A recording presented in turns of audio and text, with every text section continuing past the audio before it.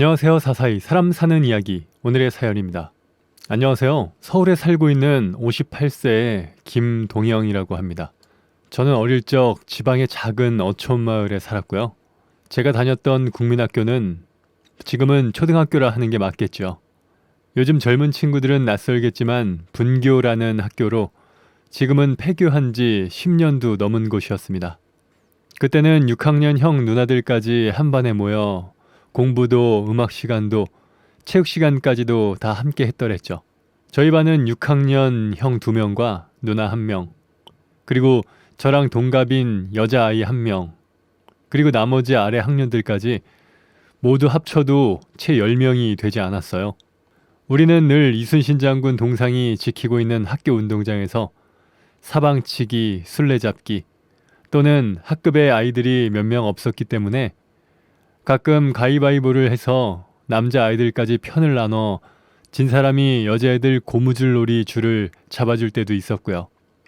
학교 앞 바닷가에 나가 공도 차고 하다 보면 하루가 금방 지나가 어느새 바닷가 수평선 너머로 해가 저물어가곤 했습니다. 그러면 선착장에 있는 부둣가 쪽에서 뭔가 말리거나 혹은 뭔가 캐고 다듬은 것들이 잔뜩 들어있는 바구니를 허리춤에 끼고 머리에 보자기를 두르신 친구들의 어머니들이 누구누구야 들어가자 하는 소리와 함께 곧 우리의 하루 일과는 끝이 나곤 하였습니다. 저도 그 소리가 들려오면 노을을 등에 지고 혼자 집으로 터벅터벅 걸어가야 했고요. 그럴 때마다 고맙게도 옆집 사는 동갑내기 짝꿍 주희와 그의 어머니께서 저와 집까지 같이 동행해 주셨습니다. 주희는 말갈량이 바가지 머리에 키도 우리 반에서 3번째로 크고 목소리도 제일 큰 아이입니다.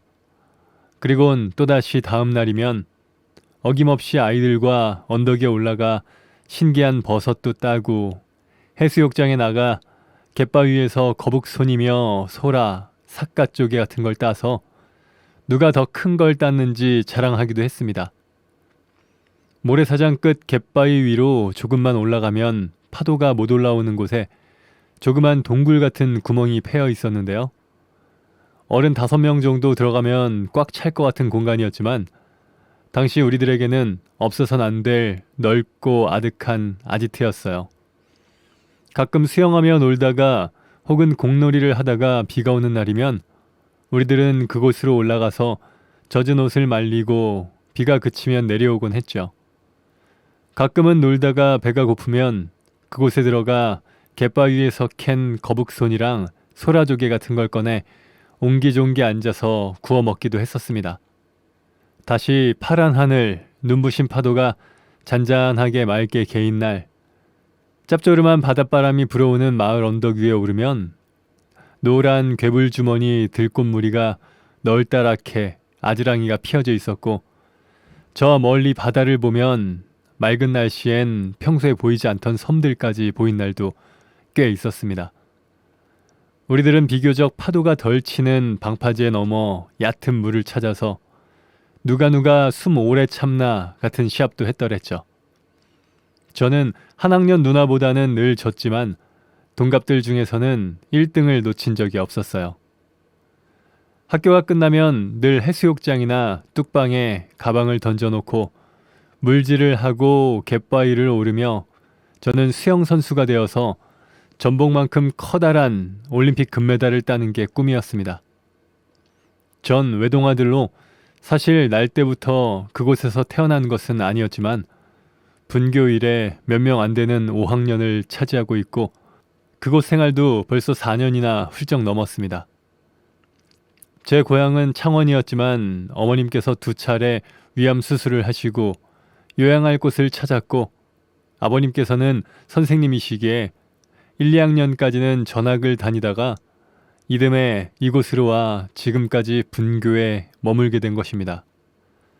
부모님도 이곳이 평화롭다 여기시고 제가 여기서 잘 적응해 지내고 있기 때문에 더 이상 옮기고 싶어 하지 않으시지만 딱히 여기를 오려고 하시는 선생님도 안 계신 듯 보였습니다.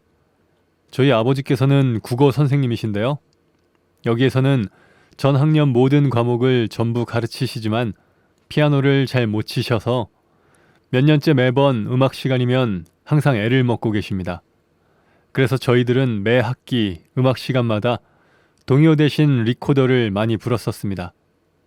그 해가 오기 전까지는 말이죠. 그날은 학교 정문 앞 매화나무 꽃이 활짝 피었던 날이었습니다. 바람에 꽃잎이 날리고 자전거를 타고 뚝방위를 달리는 제 콧등을 간지럼피는 봄 냄새가 유난히 기분 좋은 아침이었습니다. 그날의 기분 좋은 봄처럼 향기롭던 그 아이가 전학 온 첫날이었죠. 반장 인사하고 자리에 앉고 얘들아 주목!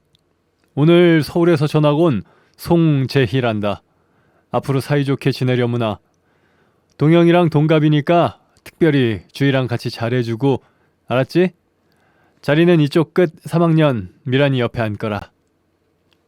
또래보다 큰 키에 뭐가 부끄러운지 간신히 대답만 한 채 푹 숙이고 있던 그 여자아이는 고개를 겨우 들어 놀란 토끼 같은 동그란 눈으로 자리를 찾아가 앉았습니다. 전 건너편 옆자리에 앉은 그 애 옆 얼굴을 보았습니다. 매화 꽃잎처럼 하얀 볼에 붉은 매화 같은 빨간 입술을 앙다물고는 칠흑 같은 머리카락으로 뭔가를 감추기라도 하듯 고개를 푹 숙이고 있는 모습이 어린 나에게도 차마 다가가기 힘든 신비롭지만 비밀이 많은 아이 같아 보였습니다. 또 조금은 어두워 보이기도 했습니다. 하지만 그 아이는 첫인상과는 달리 웃기도 말하기도 좋아하는 아이였는데 짝꿍인 3학년 2살 아래인 미란이가 언니 잘 따랐습니다.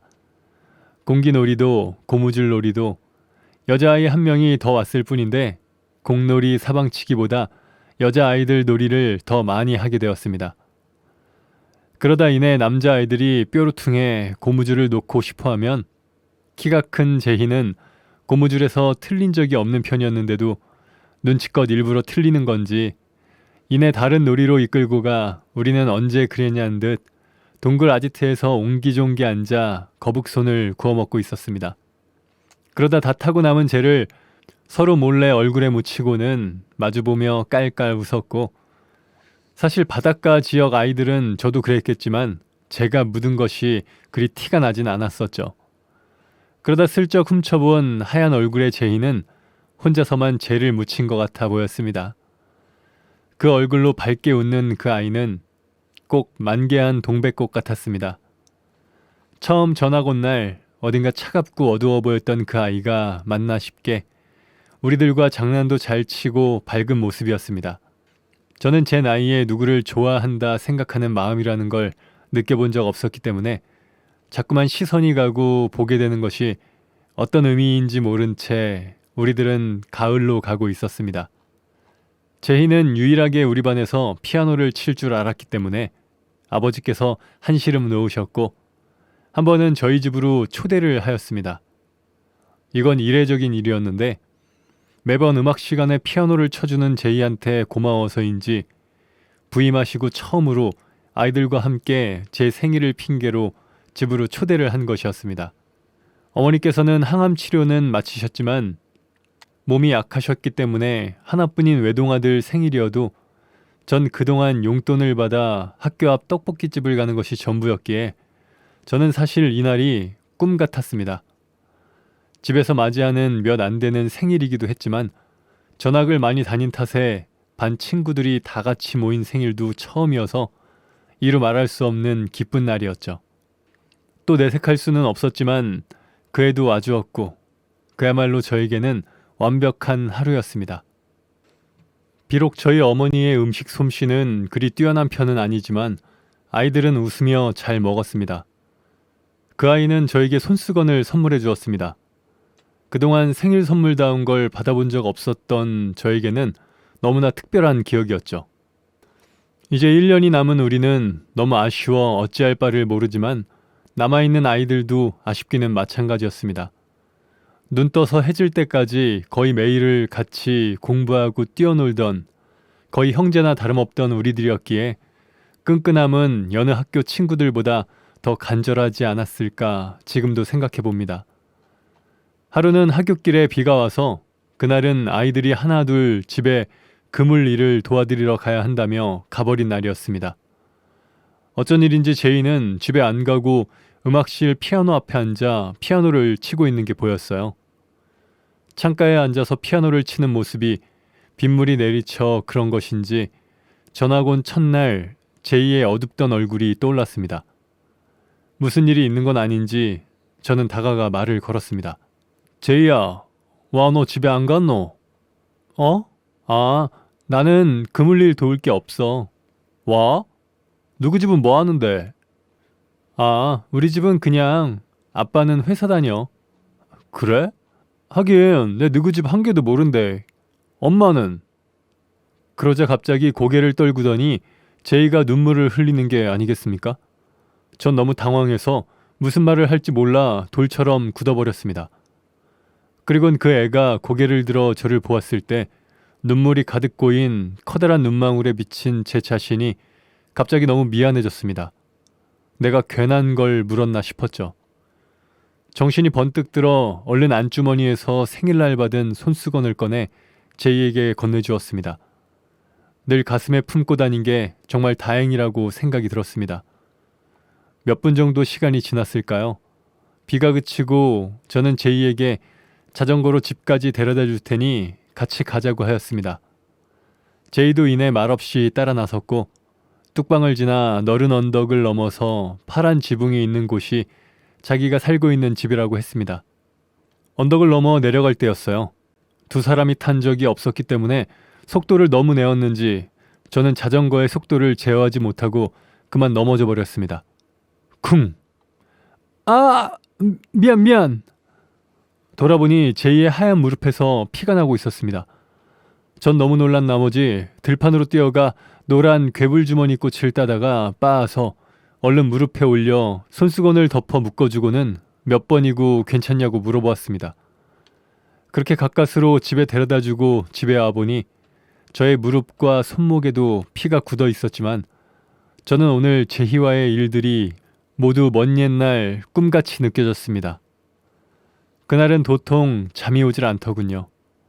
제이가 피아노 앞에서 울었던 이유도 평상시 밝고 잘 웃던 제이가 갑자기 첫날같이 보였던 이유도 알 수 없었지만 저는 그날 이후 그 애를 생각하면 무언가 먹먹해진 가슴이 벅차고 설레는 이유까지도 그때의 어린 저는 더더욱 알 수 없었습니다.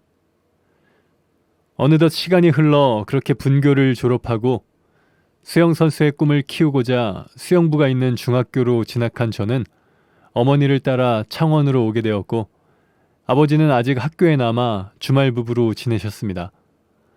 어머니께서는 저 때문이기도 하셨지만 친정과 병원 가까이에서 지내시는 게 좋겠다고 판단하셨고 아버지께서는 아직 역임 기간이 남으셨기에 내린 결정이었습니다. 하지만 아버지께서 안 계신 집은 어머니와 저에게는 여간 허전할 수 없었습니다. 또한 분교에 남아있던 아래 학급 동생들도 눈에 밟히기는 매한가지였죠. 그렇게 저는 쓸쓸한 중학교 시절을 수상 경력과 기록으로 채워나갔습니다. 분교 아이들과 아버지가 그리워질 때면 아이들과 물질하면서 놀던 추억, 누가 더 숨 오래 참기 놀이를 하던 기억들을 떠올리면서 더 세차게 물살을 갈랐고 고등학교를 진학할 때쯤 제 목에는 중등부 금메달이 걸려 있었습니다. 가끔은 제희, 그 애가 생각날 때도 있었습니다.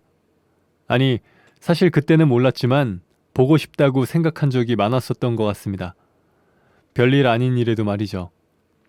지나가다가 피아노 소리가 들린다든지 혹은 봄이면 매화나무에 꽃잎이 날려도 가끔은 그 애가 생각이 났으니까요. 아이들 얘기로는 다시 서울로 갔다고만 전해 들은 게 전부지만 따로 연락해볼 방법도 용기도 없었습니다. 그렇게 고등학교 수영선수 생활을 이어가던 중 아버지께서도 교장직을 역임하시고 폐교된 이후 창원으로 오셔서 줄곧 저에게 많은 기대를 걸고 계셨습니다. 그러던 어느 날 학예 훈련을 마치고 며칠 휴가를 받은 시점이었습니다. 집으로 돌아오는 버스에서 뚝방길을 지나는데 갑자기 버스가 멈추더니 이내 버스가 전날 비가 와 물이 불어난 하천으로 점점 빨려 들어가려고 하는 것이었습니다. 버스 안으로 점점 물이 차고 있었고 당황한 승객들은 어찌할 바를 모르고 얼음이 되었고 운전석에 계시던 기사님께도 문을 열어야 할지 말지 당황하고 두려워 보이는 기색이 역력해 보였습니다. 하지만 이내 문이 열렸고 물살이 거세게 버스를 덮쳤습니다. 버스 안의 승객들은 살아야겠기에 어떻게든 헤엄쳐 나가든 아니면 뚝방에 지푸라기라도 잡고 뭐라도 붙잡고 올라가려고 발버둥을 치는 아수라장이 되었습니다. 저는 거기에 타고 있던 아이와 아이 엄마를 일단 위로 올려드렸고 옆에 아저씨에게 손잡이를 놓지 말라고 소리를 질렀습니다.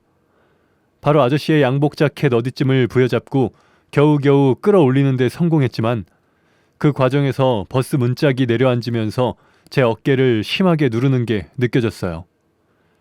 진흙탕을 끼얹고 뚝방에 누워 살았다고 생각한 순간 가장 먼저 떠오른 사람은 신기하게도 제이였습니다. 그리고 저는 곧 정신을 잃었습니다.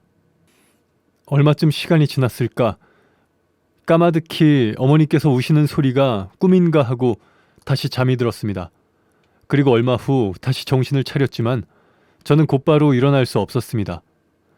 오른쪽 어깨를 석고붕대로 고정시켜 놓아서 상당히 무거운 상태였죠.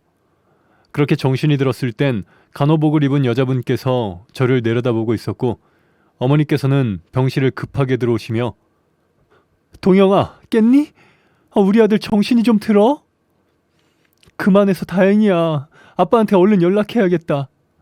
하지만 어머니의 표정은 괜찮지 않아 보이셨습니다.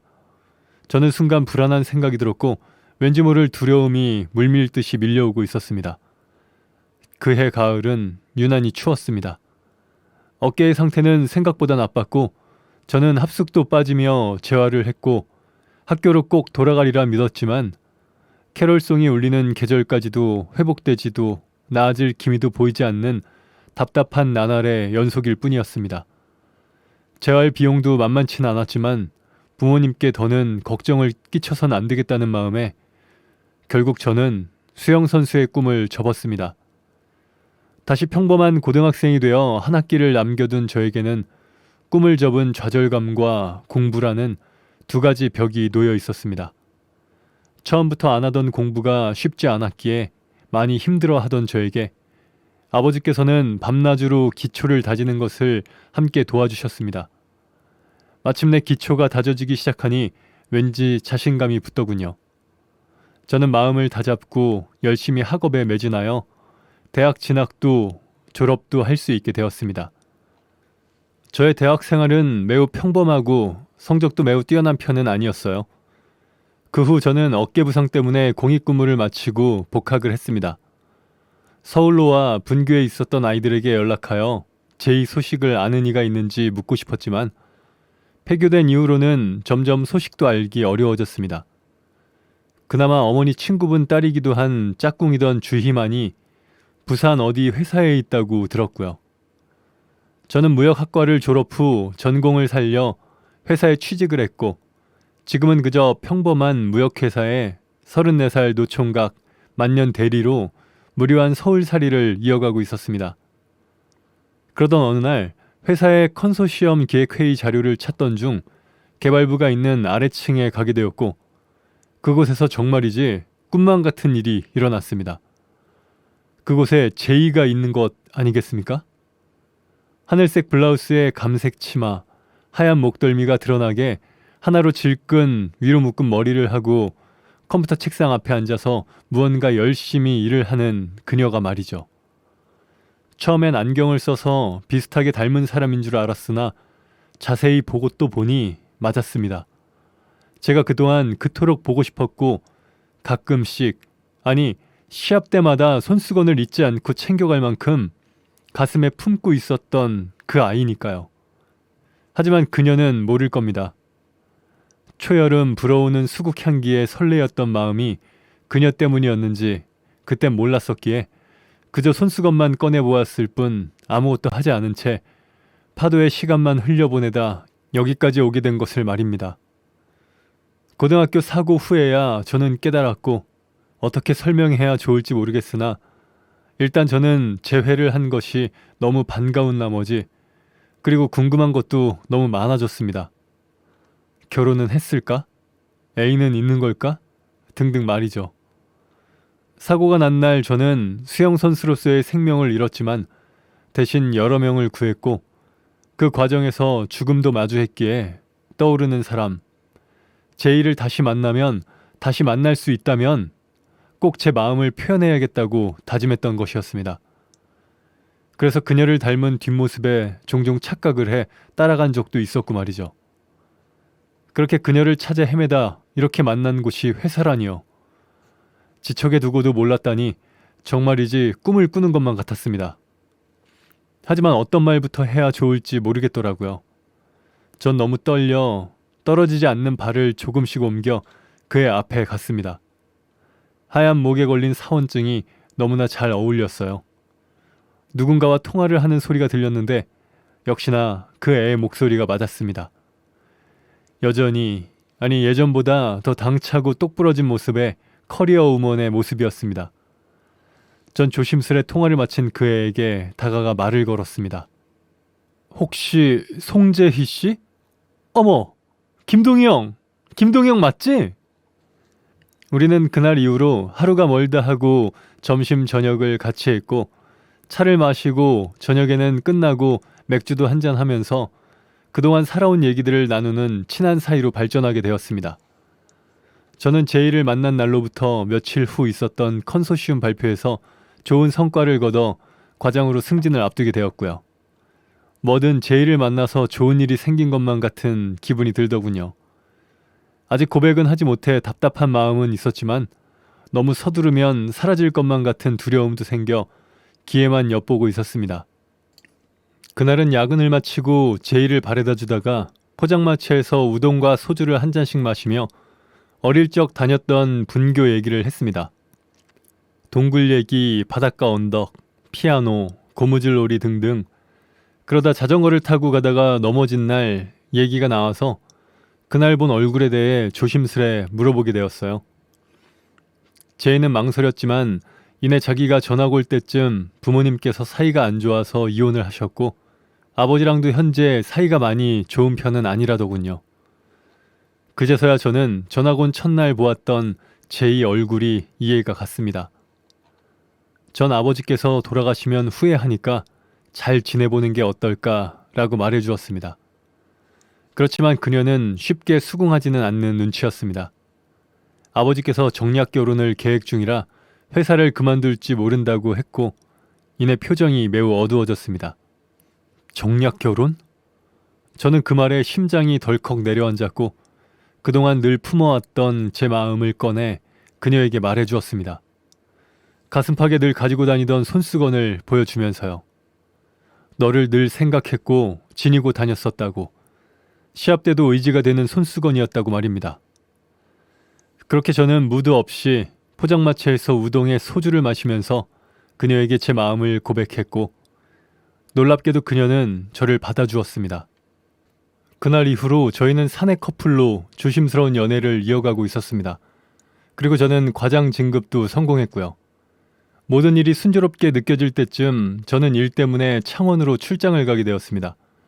오랜만에 온 이곳은 고향이기는 했지만 어릴 때 사고 이후 재활 때문에 서울로 떠나온 지가 한참인지라 언제였는지 기억도 안 날 만큼 많이 변해 있었습니다. 출장은 2박 3일인데 마지막 날이 주말이라서 제이가 이곳으로 내려와서 함께 관광을 하기로 일정을 계획해 두었습니다. 예전에 살던 곳하고 다녔던 수영센터도 가보기로 말이죠. 시간이 더디게만 흘러 안 올 것만 같았던 주말이 드디어 되었습니다. 제이가 예약해둔 호텔 로비에서 만나기로 해서 저는 일찌감치 호텔로 갔습니다. 제가 로비에 앉아있는데 검은 양복을 입은 사내 2명이 저에게 다가와 임동영 씨죠? 송재희 씨에 관한 일입니다. 잠시 저희와 함께 가주시죠. 그들이 누구인지 뭔가 불안하기도 하고 어리둥절했지만 제이에 관한 일이라는 말에 저는 그 사람들을 따라 나섰습니다. 일단 제이에게 급한 일이 생겼다고 메시지를 보낸 뒤 저는 검은 양복의 2사람을 따라가면서 생각했습니다. 이 사람들은 누굴까? 제이에게 무슨 일이 생긴 걸까? 일이 잘못된 건가?